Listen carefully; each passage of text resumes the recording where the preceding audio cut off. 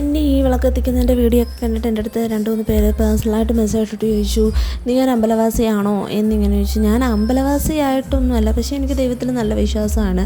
അത് ഇന്ന ദൈവങ്ങളൊന്നുമല്ല, ഞാൻ എല്ലാ ദൈവങ്ങളെയും വിളിക്കും. ഞാൻ വിളിക്കുന്ന ദൈവങ്ങളൊക്കെ എൻ്റെ വിളി കേൾക്കാറുമുണ്ട്. അതുകൊണ്ട് തന്നെ ഞാൻ എല്ലാ ദൈവങ്ങളെയും വിളിക്കുന്ന ഒരു വ്യക്തിയാണ്. ഞാൻ ഇന്ന് ഈ കിടക്കുന്ന മണ്ണ് തന്നെ ഇവിടുത്തെ അള്ളാൻ്റെ മണ്ണിലാണ് ഞാൻ കിടക്കുന്നത്. അതുകൊണ്ട് തന്നെ ഞാൻ എൻ്റെ അള്ളാനെയും വിളിക്കാറുണ്ട്. അവിടെയും ഞാൻ എന്നെക്കൊണ്ട് പറ്റുന്ന രീതിയിലൊക്കെ ഞങ്ങൾ ചെയ്യാറുണ്ട്. അങ്ങനെ പോകുന്ന ഒരു വ്യക്തിയാണ് ഞാൻ. പിന്നെ എൻ്റെ വീടെന്ന് വെച്ചാൽ കോട്ടയത്താണ്. എൻ്റെ വീടിൻ്റെ അടുത്താണ് പള്ളപ്പുറത്താവ് ദേവീ ക്ഷേത്രം ഉള്ളത്. ഞാനന്നേരം എന്നും രാവിലെ അവിടെ പോയി തൊഴുതുകൊണ്ടിരുന്ന ഒരു വ്യക്തിയാണ്.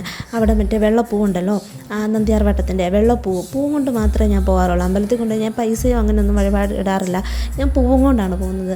അമ്പലങ്ങളിൽ പോകുന്നത് മുഴുവൻ പൂവുകൊണ്ടാണ്. പിന്നെ ഞാനെന്ന് വെച്ചാൽ അവിടെ ഭാഗവത പാരായണത്തിന് പോയിട്ടുണ്ടായിരുന്നു.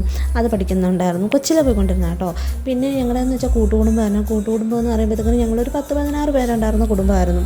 അതിൽ എൻ്റെ അച്ഛൻ്റെ അമ്മയുണ്ടായിരുന്നു. അച്ഛൻ്റെ അമ്മ സന്ധ്യയ്ക്ക് വിളിച്ചിരുത്തി നാമച്ചൊല്ലിക്കുകയും അതുപോലെ തന്നെ രാമായണവും ഭാഗവതം അങ്ങനത്തെ കാര്യങ്ങളൊക്കെ അതിനകത്തുള്ള കാര്യങ്ങളൊക്കെ പറഞ്ഞു തരികയും ഒക്കെ ചെയ്ത് തന്നുകൊണ്ടിരുന്നായിരുന്നു.